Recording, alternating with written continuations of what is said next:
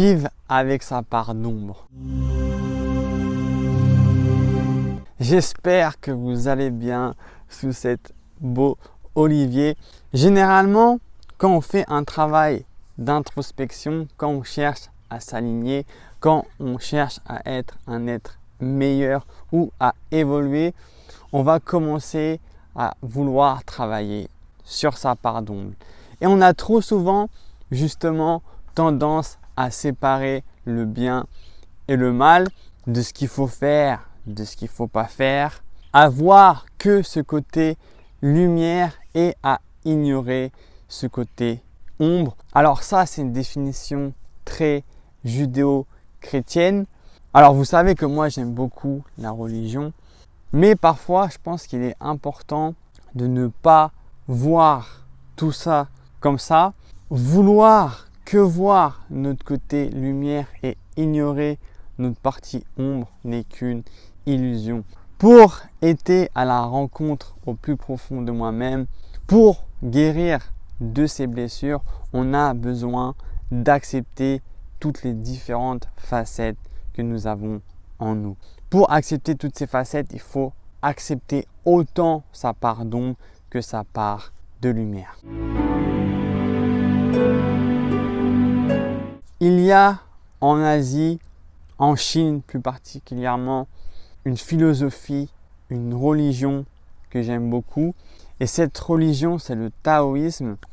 Elle n'oppose pas les deux, mais au contraire, elle voit les deux comme complémentaires. C'est d'ailleurs elle qui a créé l'origine du yin et du yang que vous connaissez certainement tous. On a tous en nous du courage et de la peur, de la générosité et ce petit côté radin parfois. Et si on accepte une facette de nous, mais ignorons ou n'acceptons pas l'autre côté de nous, nous allons être en conflit avec nous-mêmes. Nous sommes les deux et pour comprendre nos blessures et qui nous sommes réellement et pour briller davantage, nous avons besoin de nous connaître dans notre globalité. Nous avons autant besoin du soleil que l'obscurité.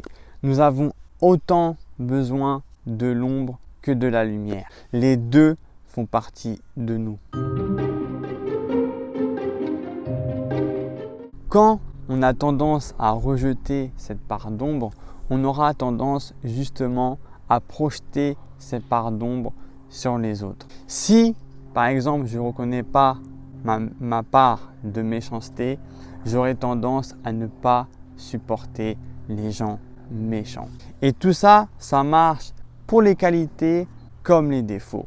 Tout ce qu'on ne va pas accepter en nous, on va le projeter chez l'autre. Pendant très longtemps, j'étais en conflit avec moi-même entre ce qui est bien et mal, ce que je dois faire ou ne dois pas faire.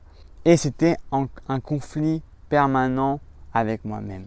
Et pour reconnaître sa propre lumière, le meilleur moyen, c'est d'autant reconnaître sa part d'ombre que sa part de lumière. Il faut avoir une relation d'affection avec soi-même et il faut être apaisé. Toutes les choses que vous n'allez pas accepter, elles vont persister. Et plus vous allez accepter cette chose, plus cette chose va se détendre pour à la fin se dissoudre. Tout ce qu'on reconnaît naturellement aura tendance à se détendre et à se dissoudre. Si on reconnaît autant notre part de courage et notre part de peur, et cette peur avec le temps va se détendre et se dissoudre. Acceptez cette part d'ombre, acceptez toutes ces différentes facettes que vous avez en vous naturellement pour former qu'un seul être.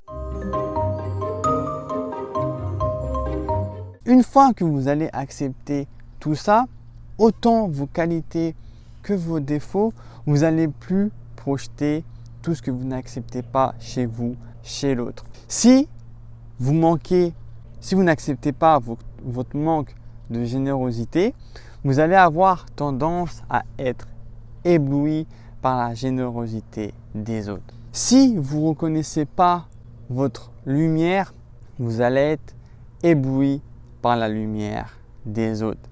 Accepter tout de vous, c'est un pas vers la guérison et c'est un pas pour ne plus être en conflit avec vous-même. Accepter ces deux facettes de vous, c'est aussi accepter votre part d'humanité. C'est accepter que vous êtes un humain avec des émotions. C'est comme ça qu'on nous a créés.